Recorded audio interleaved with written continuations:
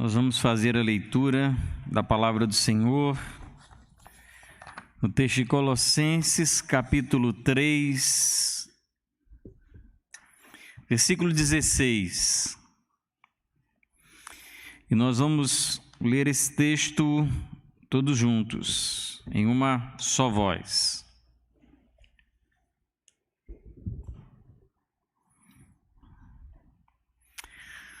Amém? Acharam aí? Qualquer coisa deve estar sendo projetado aqui no telão. Então nós vamos ler esse versículo todos juntos. Vamos ler. Que a palavra de Cristo habite ricamente em vocês. Instruam e aconselhem-se mutuamente em toda sabedoria, louvando a Deus com salmos, hinos e cânticos espirituais com gratidão no coração. Pai, eu quero rogar ao Senhor que nessa manhã, nesse tempo que temos estudado sobre a igreja do Senhor, que Tu, ó Deus, fale conosco, que o Senhor nos coloque no bom caminho da Tua palavra. É o que nós pedimos em nome de Jesus. Amém? Podem sentar.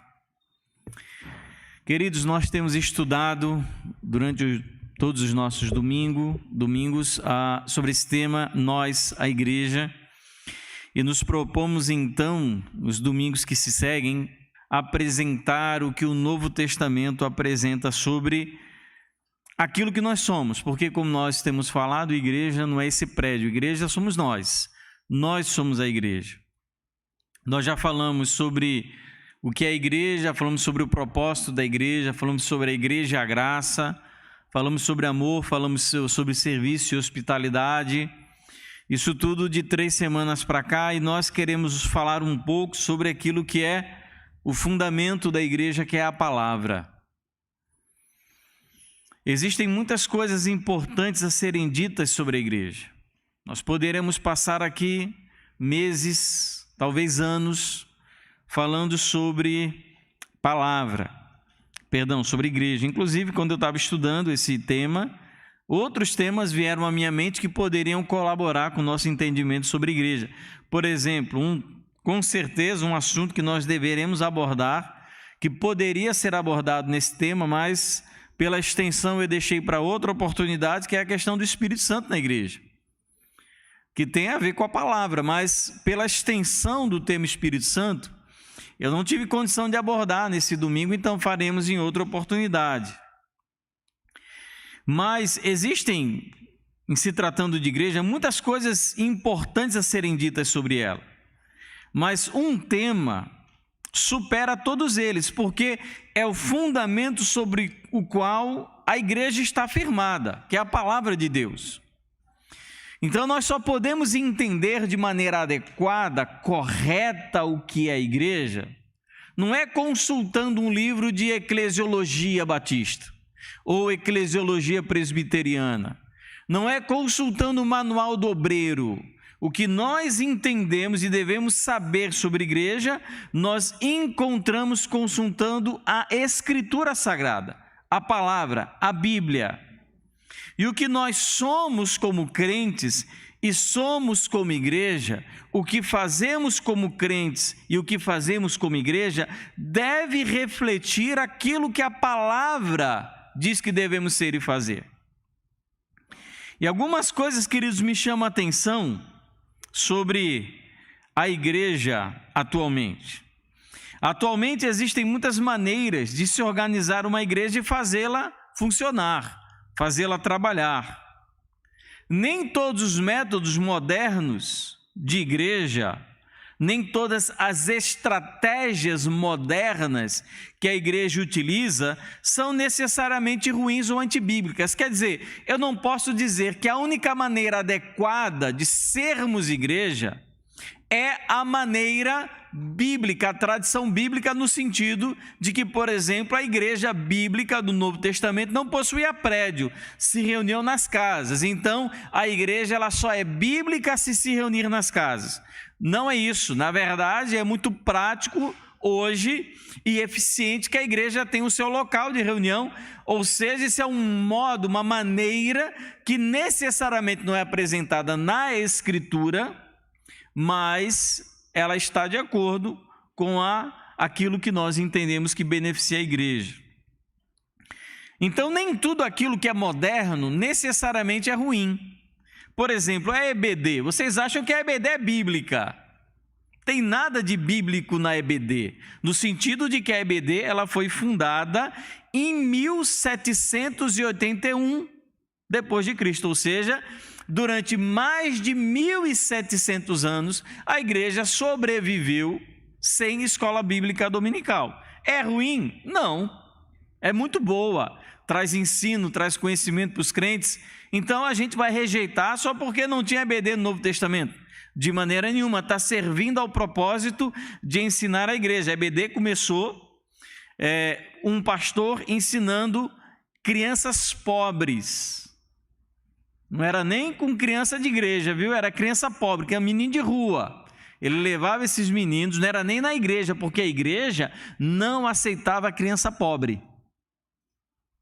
Não gostava de pobre. Então, o que ele fazia? Ele levava para um determinado lugar, uma vez na semana. Essas crianças de 8 até as 14 horas eram letradas, aprendiam a ler e a escrever, aprendiam história e aprendiam sobre ética bíblica. De 8 às 14, tinha um intervalo para almoço. Esse pastor dava banho nessas crianças, dava roupa para essas crianças. Assim surgiu a EBD. Muito diferente da EBD que nós temos hoje. Todo mundo limpinho, cheiroso, bem arrumadinho. É bonita. A história da criação da EBD é bela. Por exemplo, outra estratégia: pequenos grupos. É antibíblico? Não. Nós encontramos a realidade como é posta hoje, lá no Novo Testamento também não. É diferente. Eram igrejas que se reuniam nas casas, não eram pequenos grupos como nós temos hoje. Mas faz mal para a igreja? Não, faz bem. Organização missionária, junta missionária, tem no Novo Testamento? Não tem. Faz mal para a igreja? Na verdade, ajuda a proclamação do evangelho. O que eu estou querendo dizer é que necessariamente esses métodos modernos que ajudam na organização da igreja não são ruins ou antibíblicos.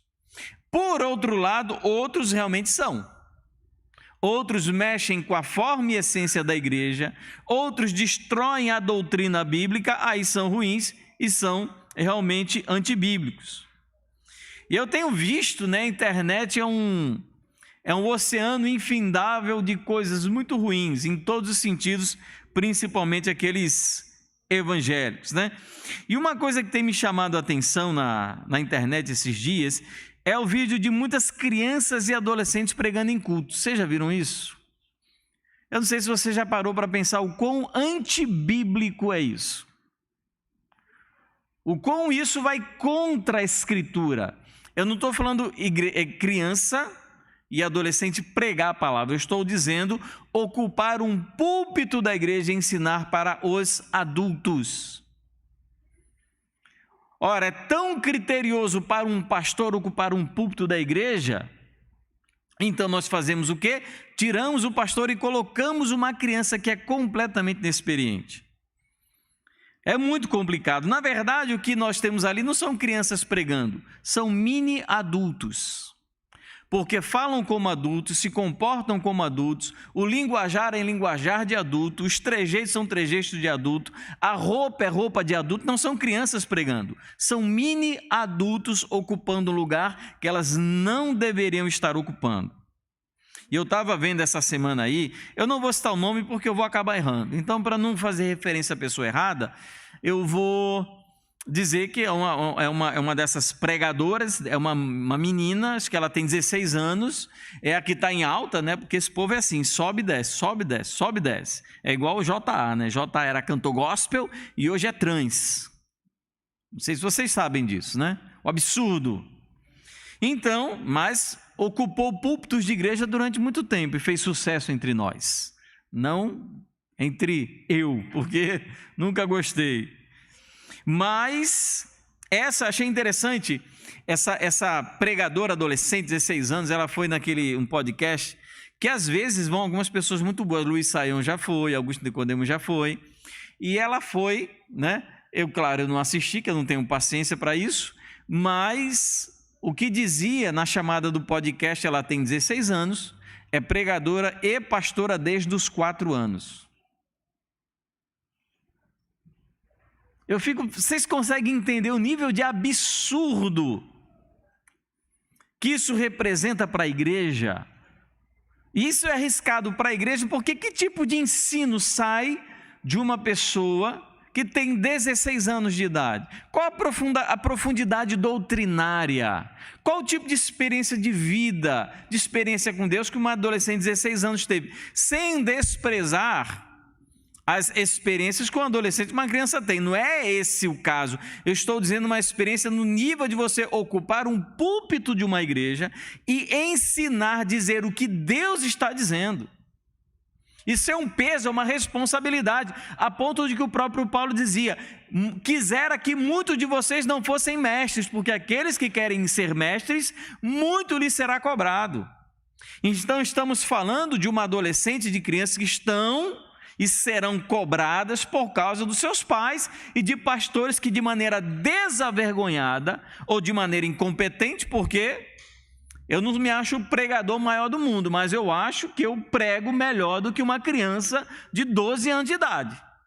Se eu não tiver condições de pregar melhor do que uma criança de 12 anos, se eu não tiver conhecimento bíblico maior do que uma criança de 16 anos, eu não presto para ocupar esse púlpito. Simples assim. Se uma criança de 6, 10, 12, 16 anos ensina teologia, eu não tenho qualificação para estar num púlpito. Isso é um absurdo para mim, é um absurdo. E além de tudo, o que eu me pergunto é: cadê os homens maduros dessa igreja? Onde é que está a qualificação na palavra exigida para aqueles que ocupam os primeiros lugares diante da liderança da igreja? Sem falar nas músicas evangélicas. Ou elas são muito chatas e repetitivas, ou então são muito heréticas. Não todas. Mas existe um tal de worship aí que é uma infindável chatice. É uma coisa muito chata, é sempre a mesma coisa, mesmo toque de piano, o mesmo linguajar. Sem falar nas heresias. Algumas, tanto faz você cantar para o seu crush, para o namorado, quanto cantar para Jesus. O linguajar é o mesmo. Eu te amo, eu quero dançar com você, eu quero estar no teu colo, eu quero lhe abraçar, eu quero lhe beijar. Tanto faz você cantar para o seu namorado ou para a sua namorada, quanto cantar para Jesus. É a mesma coisa. Então, queridos, a gente vê essa pobreza, essa falta de palavra. As pessoas não amam mais ouvir a palavra de Deus. Existe muita apatia, tanto no púlpito quanto na própria igreja. Pastor, estudar a Bíblia dá muito trabalho. E é um trabalho lento, solitário e anônimo. Ninguém vê o pastor estudando Bíblia. Ninguém vê pastor consultando comentário, lendo o texto original, indo para o grego e hebraico, saber o que realmente o sentido do texto e da palavra. E em determinados círculos, você estudar, se dedicar ao estudo e ao ensino, é desestimulado. Porque gastar tempo lendo e estudando a Bíblia, sendo que existe a possibilidade das pessoas o julgarem como alguém ausente e preguiçoso? Ah, o pastor não quer fazer nada, ele só quer viver no escritório estudando a Bíblia. Como as pessoas não são mais apaixonadas pela palavra, para mantê-las na igreja, o que o pastor tem que fazer? Pregar outro tipo de coisa. Já que a palavra não é suficiente, já que ela não enche, ela não traz brilho no olho, já que ela não provoca incômodo, já que ela não movimenta e não mexe, a gente tem que procurar alguma coisa. Ou tem que entreter as pessoas, criar algum tipo de programação que atraia, já que a Bíblia não é mais suficiente, não é? A Bíblia não é mais suficiente, pregar, expor a palavra não funciona mais, então a gente tem que inventar alguma coisa. Ou tem que inventar uma atividade, alguma coisa, né, para atrair as pessoas. Ou então fazer do culto uma terapia de grupo. A gente não prega a palavra, a gente fala de psicologia. Começa a falar das nossas dores, nossos problemas, e eu falo como você é uma pessoa especial, que você tem todo o poder para mudar a sua realidade, que você consegue construir uma vida melhor, e eu consigo fazer isso sem citar um versículo sequer. Ou então eu cito o versículo, descontextualizo, eu consigo aplicar de qualquer maneira a sua vida. Mas, queridos, o trabalho da igreja não é entreter, não é produzir show, não é atrair as pessoas por outra coisa a não ser pela palavra. Paulo, lá em 1 Coríntios, vocês lembram disso? Quando ele trata acerca do falar de línguas, ele diz, olha, quando vocês falam em línguas, entra um incrédulo aí, vai dizer o quê? Está todo mundo bêbado aí. Agora, começa a profetizar, começa a expor a palavra, a falar da verdade de Deus, que ele vai ser discernido e julgado por todos. Ou seja, o que atrai, o que impacta a vida daquele homem incrédulo que entra na igreja? É a palavra. Mas nós estamos sendo conduzidos por uma ideia de mundo sobre a igreja, que a palavra não é mais suficiente. Então, inventemos outras coisas para que as pessoas se sintam confortáveis e atraídas pelo nosso estilo de igreja.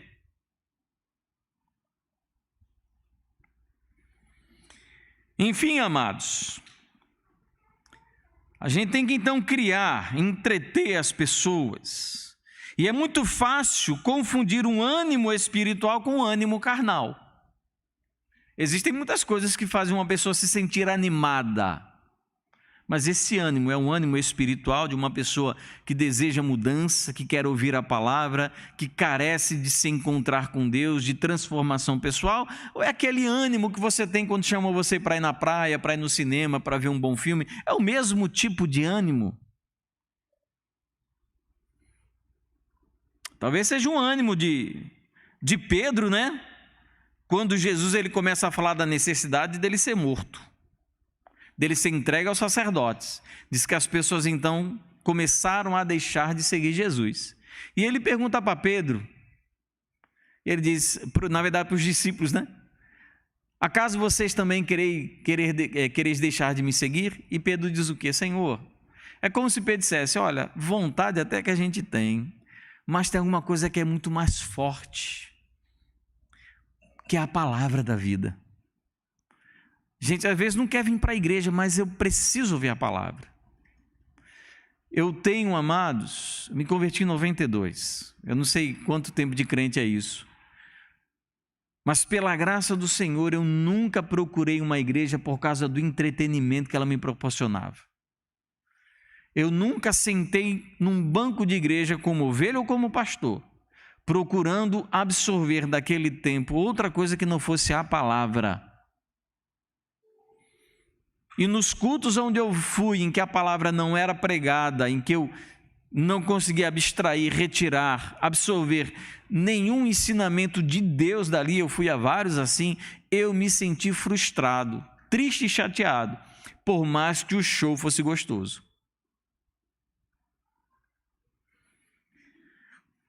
As pessoas não estão mais sendo atraídas pela palavra.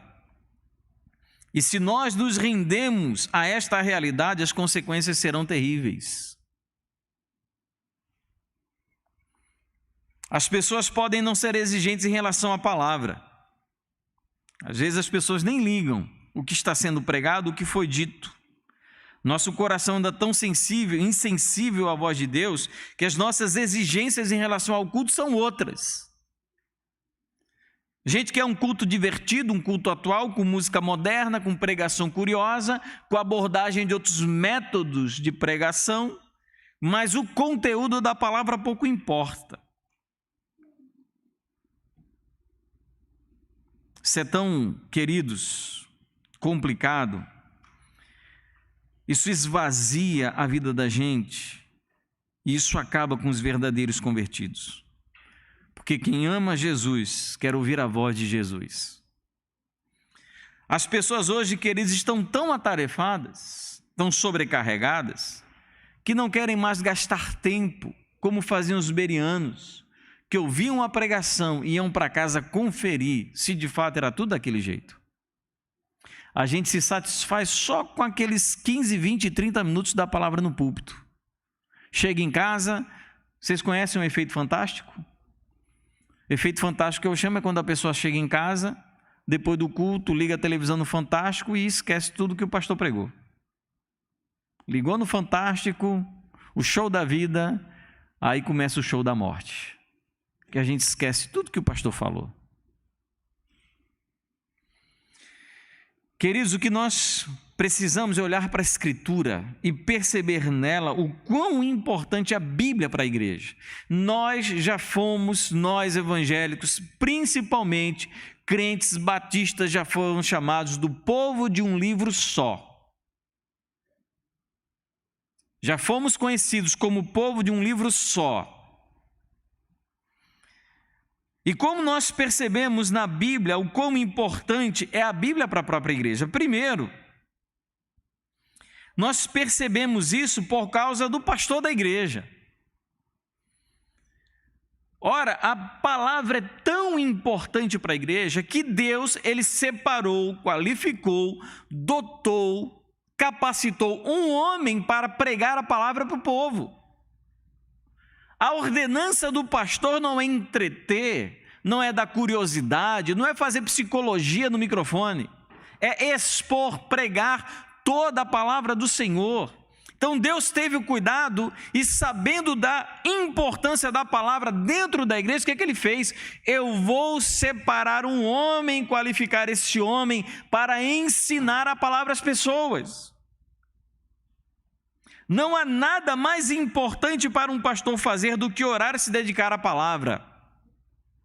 Atos capítulo 6, versículo 4, naquele discurso em que as viúvas estão sendo esquecidas, se decidem então criar os diáconos, porque dizem os próprios apóstolos: quanto a nós, nos consagraremos à oração e ao ministério da palavra. Não tem nada mais importante para um pastor fazer do que isso. 2 Timóteo capítulo 4, versículos 1 e 2, diante de Deus e de Cristo Jesus, que há de julgar os vivos e os mortos pela sua manifestação e pelo seu reino. Olha como é que Paulo está tratando isso com grande importância. Eu tenho aqui como testemunha Deus e Cristo, diante deles como testemunha, e pela expectativa da manifestação do seu reino.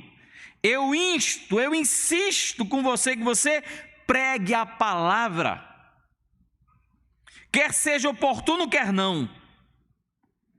Corrija, repreenda, exorta com toda a paciência e doutrina. O que Deus está falando, o que Paulo está falando para Timóteo? Diante de Deus você vai ser cobrado pela palavra que você prega, pela sua atividade ministerial, que envolve, acima de tudo, proclamar o Evangelho. É uma dura tarefa, meus irmãos, e acredite, me converti em 92. Com 93 para 94 eu fui para o seminário. 94, 95 eu me senti vocacionado para o ministério e eu relutei a ponto de abandonar o seminário. Falei com o meu pastor: pastor, eu quero estudar direito. No outro ano eu estava de volta no seminário. Não é uma tarefa fácil, acredite, irmãos. Gostaria eu que a minha responsabilidade fosse entreter os irmãos, fosse fazer show, fosse aplicar psicoterapia, antropologia, sociologia. Eu responderia diante de Deus por muito menos. É tão sério isso que 1 Timóteo capítulo 5, versículo 17, diz o seguinte: devem ser considerados merecedores de pagamento em dobro os presbíteros que presidem bem, especialmente os que se esforçam na pregação da palavra e no ensino. Olha como isso deveria ser valorizado pela igreja. Você sabe quanto é que vale um livro, meu irmão? Sabe quanto você gasta para comprar um livro para estudar? Por que você acha que Paulo está dizendo isso para Timóteo? Vocês acham que os pastores daquela época não estudavam? Estudavam, sim. Quando Paulo, se eu bem me lembro, não sei se ele está em Trode, ele pede que seja levado para ele a capa e os livros. Porque Paulo estudava. E olha que Paulo era Paulo fez seminário com Jesus, intensivão aí de 3, 4 anos de seminário com Jesus.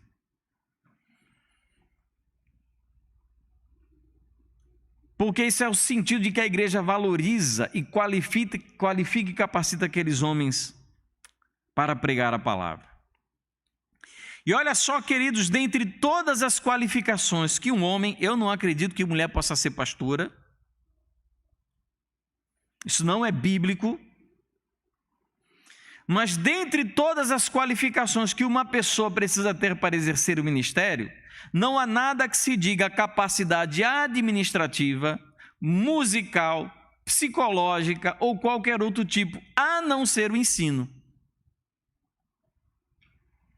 2 Timóteo 2,15, procura apresentar-te a Deus. Eu estou lendo Timóteo, porque Timóteo foi uma carta escrita para um pastor Timóteo. Procura apresentar-te a Deus aprovado como obreiro que não tendo que se envergonhar, que maneja bem a palavra da verdade. Então, o que se exige do pastor ali? Que ele saiba manejar bem a palavra. E outro, a Bíblia apresenta que existe um dom que é exigido do pastor para que ele exerça o pastorado. Só um dom é exigido, ele pode ter outros, pode ter todos, mas um ele não pode deixar de ter, que é um dom de ensino. Atos capítulo 5, 42, Atos capítulo 15, versículo 35, Atos capítulo 28, versículo 31, 1 Timóteo capítulo 3, versículo 2, 1 Timóteo capítulo 4, versículo 11 e versículo 13, 2 Timóteo capítulo 2, versículo 24, Tito capítulo 1, versículo 9, Tito capítulo 2, versículo 1, versículo 7 e versículo 15. É o único dom que a Bíblia exige do pastor. Seu pastor, eu posso ser fraco em qualquer coisa, mas se eu não tiver condições de ensinar a Escritura, eu estou desqualificado para o ministério. Eu posso ser bom em tudo, posso ser um ótimo músico, ótimo administrador, eu posso ser um ótimo psicólogo, eu posso entender até de trocar telha e de mudar piso, mas se eu não for bem da palavra, eu estou desqualificado para o ministério. O ministério pastoral, a existência de uma pessoa preparada e capacitada para isso, prova a importância da Bíblia para a igreja. Deus ele separou um homem para se dedicar a um ministério de aprender e ensinar a palavra. E a saúde espiritual de uma igreja está ligada à saúde doutrinária. E sobre o pastor pesa a responsabilidade de cuidar especialmente da doutrina da igreja. 1 Timóteo 1,3, 1 Timóteo 6,3, Tito 1,9, Tito 2,1. Qual é a responsabilidade do pastor? Cuidado da doutrina. Vêm os lobos. Eles vêm para enganar, para iludir a igreja. Cuidado com eles. Eu lembro uma igreja que eu pastoreei no interior, certa vez ligaram para mim, pastor, tem uns irmãos vindo aqui da igreja local, eu disse, bota para correr que isso é seita.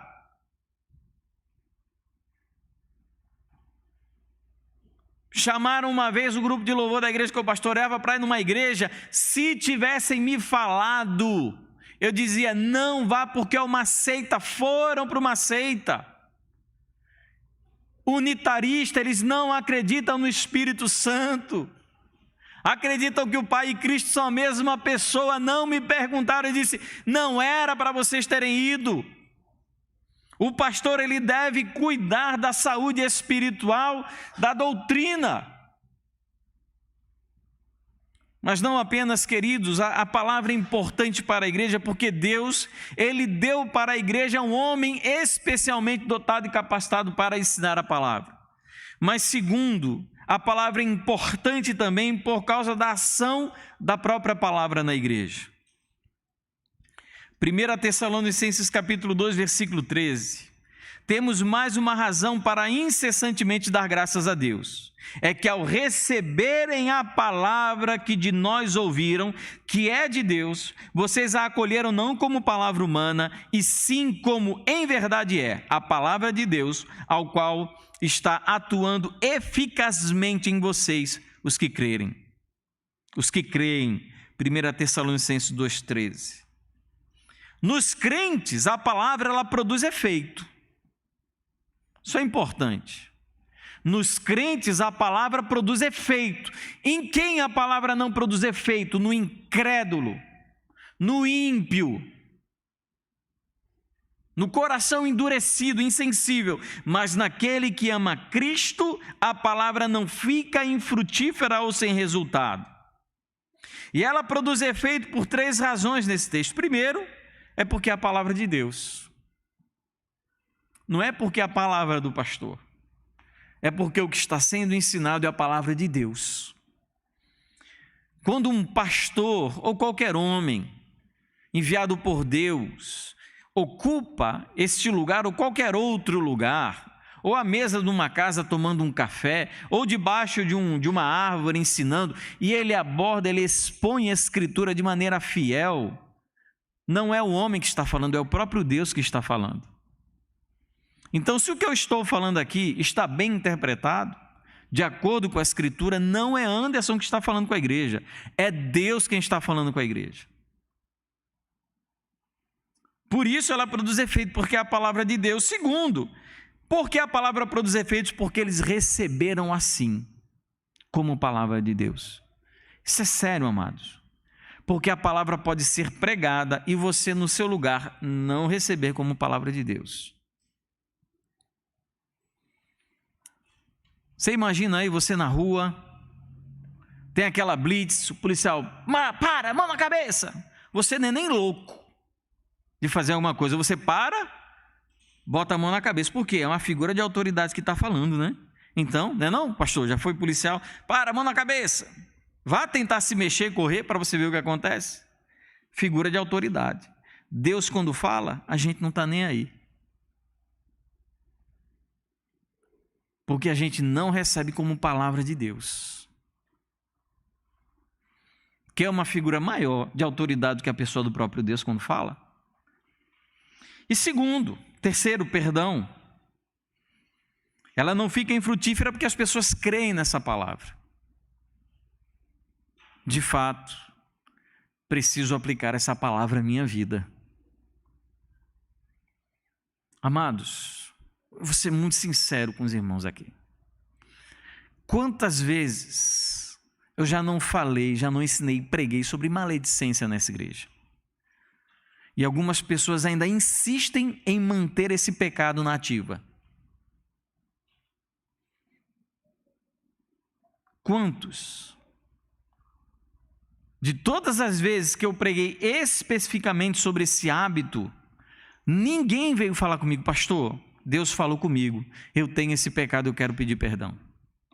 Não sei se você pode testemunhar que alguém que ouviu essa mensagem chegou para você e falou, pastor, sabia que fulano que estava falando mal de mim veio me pedir perdão? Ou se você ouviu essa palavra, você falando maledicência, ouviu essa palavra e foi pedir perdão sobre quem você falava mal. Sabe o que isso indica? É que a gente não está recebendo como palavra de Deus. Isso é sério, amados. Mas a igreja é o lugar da palavra. A palavra na igreja produz 3 efeitos importantíssimos. Primeiro, santificação. A palavra santifica o povo. Tiago, capítulo 1, versículo 21. Portanto, deixando toda impureza e acúmulo de maldade, acolham com mansidão a palavra implantada entre vocês, em vocês, a qual é poderosa para salvá-los. E João, capítulo 17, versículo 17. Santifica-os na verdade, a tua palavra é a verdade. A palavra, quando ela é exposta e quando ela é ouvida, aplicada à vida, ela produz santificação. Não é a psicologia que faz isso, meu irmão. Não é a música que faz isso. O que santifica é a palavra. Segundo, ela produz amor. Mas quem guarda a sua palavra, nele verdadeiramente tem sido aperfeiçoado o amor de Deus. 1 João capítulo 2, versículo 5. Palavra, quando obedecida, o que produz amor? Sabe por quê? Porque aquele irmão que não suporta o outro, aprende a amar pedindo perdão. 1 João capítulo 2, 4 a 6. Aquele que diz, eu o conheço, mas não guarda os seus mandamentos, esse é mentiroso e a verdade não está nele. Mas quem guarda a sua palavra, nele verdadeiramente tem sido aperfeiçoado o amor de Deus. Nisto conhecemos que estamos nele. Quem diz que permanece nele, esse deve andar assim como ele andou. Quando nós nos submetemos à palavra, nós estamos sendo treinados em amor genuíno e verdadeiro. E terceiro efeito da ação da palavra na igreja, ela produz edificação. Colossenses 3,16, como nós lemos aqui, que a palavra habite ricamente em vocês, não é só no pastor não, viu? Igreja em que a palavra só habita no pastor é uma igreja muito pobre. Tanto que o texto, algumas versões dizem, habite ricamente, é rico. Quando é que a palavra é rica na igreja? Quando ela está em todas as pessoas da igreja. Instruam ou ensinem-se, se aconselhem mutuamente com sabedoria. A palavra presente em nossos relacionamentos, então pessoas enriquecidas com a palavra se edificam. Agora, para eu me edificar, eu tenho que sair do meu cantinho da minha casa para estar junto com o irmão, para falar com o irmão, para orar com o irmão, para ensinar o irmão, para apresentar a Bíblia, para discipular, porque da minha casa, meu irmão, não existe evangelismo, não existe igreja EAD. Não existe igreja à distância. Igreja é assim, é vida na vida. A gente percebe a importância da palavra por sua ação na igreja. O que a palavra faz, amados, nada, nenhuma outra coisa é capaz de fazer. Ah, pastor, vamos jogar umas luzes, vamos pintar a parede de preto, vamos jogar umas luzes, botar uma fumaça subindo aí, o pessoal vai ficar animado. Diz, meu irmão, eu não quero ânimo carnal, eu quero ânimo espiritual. E o que faz isso? É as pessoas se apaixonarem pela palavra de Deus.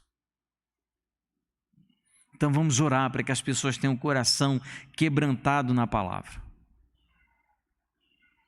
E terceiro, queridos, a gente percebe a importância da palavra por sua ação fora da igreja. Romanos 1,16, pois não me envergonho do evangelho, porque é o poder de Deus para a salvação de todo aquele que crê, primeiro do judeu e também do grego. O que salva as pessoas é quando elas têm conhecimento da palavra. E essa semana, cuidado, viu? Rodrigo Silva, aquele adventista que é arqueólogo e vive aparecendo como evangélico. E essa semana, que a seita adventista é cheia de heresia? Mas eles normalmente não expõem as heresias, eles só expõem aquelas coisas bonitas, né? As músicas, a questão da saúde. Eles creem na Trindade assim como nós cremos e parou aí. Tem uma série de doutrinas que eles não expõem porque traz muito constrangimento, porque são antibíblicas. E ele, num desses podcasts aí que ele fez a seguinte pergunta: uma pessoa que conhece 20% do evangelho e vive esses 20%, e uma pessoa que conhece 80% do evangelho e não vive os 80%, quem é que vai ser salvo? Na cabeça dele é o que conhece 20% e vive os 20%. Mas nenhuma vai ser salva. A Bíblia é o seguinte, porque ele estava se referindo a esses 20% como aquelas tribos indígenas que têm apenas a criação como revelação natural de Deus. E o 80% é aquele que tem a escritura. Aí ele pergunta, quem é que vai ser salvo? Aquele da tribo que conhece 20% por meio da criação, ou o evangelho que conhece 80% e não vive? Ele diz o que conhece 20%. A Bíblia diz, nenhum dos dois. Nenhum dos dois, porque a pessoa só é salva, primeiro, pela fé em Jesus Cristo e sem a prática de boas obras. Não é simplesmente crendo na criação ou praticando alguma coisa, é depositando fé salvífica em Jesus. O que salva é a palavra. E hoje vivemos tempo em que os próprios crentes relutam ou têm medo quando o assunto é defender a fé. Eu tenho postado no grupo da igreja, esse sim é evangélico, viu? Marcos Eberlin, que é um cientista, um químico, doutor, e ele faz questão de defender a fé dele evangélica através do design inteligente, que é a concepção científica da criação com base em uma mente criativa. É uma mente inteligente que criou todas as coisas. Mas nós não, nós temos muita dificuldade em defender aquilo que a gente acredita. Alguns talvez sequer pensem que a fé cristã seja superior a qualquer outra. Talvez você diga, não, aquela pessoa espírita, ela tem a fé dela, eu tenho a minha, a nossa fé é igual. Todos nós acreditamos nesse Deus. Não, aquele é testemunha de Jeová, aquele é católico, e toda a fé é igual. Você acredita que tem crente que pensa dessa maneira? Que a fé genuinamente bíblica cristã, ela não é superior? Não é a verdade, mas é uma verdade? E a Bíblia, queridos, apresenta o crescimento da igreja como o crescimento da palavra. Isso é muito interessante. A Bíblia vai dizer, por exemplo, lá em Atos capítulo 6, versículo 7, a palavra de Deus crescia. Ele não fala que a igreja crescia. Ele não fala que o número dos crentes se propagava. Ele diz que a palavra de Deus crescia. E em Jerusalém o número dos discípulos aumentava. Primeiro vem a palavra, depois o número de discípulos. Também um grande número de sacerdotes obedecia à fé, Atos 6:7. Atos 12:24. Entretanto, a palavra de Deus crescia e se multiplicava. Atos 13:49. E a palavra do Senhor se espalhou por toda aquela região. Atos 19:20. Assim, a palavra do Senhor crescia e prevalecia poderosamente. Qual é o centro aqui, amados? Não é eu, não é você. O centro aqui é a palavra. É ela que faz, ela que opera. Não sei se foi Lutero que perguntaram como Lutero tinha conseguido realizar a tal da reforma, e ele respondeu, eu não fiz nada, a palavra fez tudo. Nós somos instigados, segundo a Escritura, a proclamar a palavra de Deus para a conversão dos pecadores. E eu queria concluir lendo o texto de Tiago, capítulo 1, versículo 21 a 25. Tiago 1, 21 a 25. Portanto, deixando toda impureza e acúmulo de maldade, acolham com mansidão a palavra implantada em vocês, a qual é poderosa para salvá-los. Sejam praticantes da palavra e não somente ouvintes, enganando a vocês mesmos. Porque se alguém é ouvinte da palavra e não praticante, assemelha-se àquele que contempla o seu rosto natural no espelho, pois contempla a si mesmo, se retira e logo esquece como era a sua aparência. Mas aquele que atenta bem para a lei perfeita, a lei da liberdade, nela persevera, não sendo ouvinte que logo se esquece, mas operoso praticante, será bem-aventurado no que realizar. O que nós devemos ser, amados? Praticantes da palavra.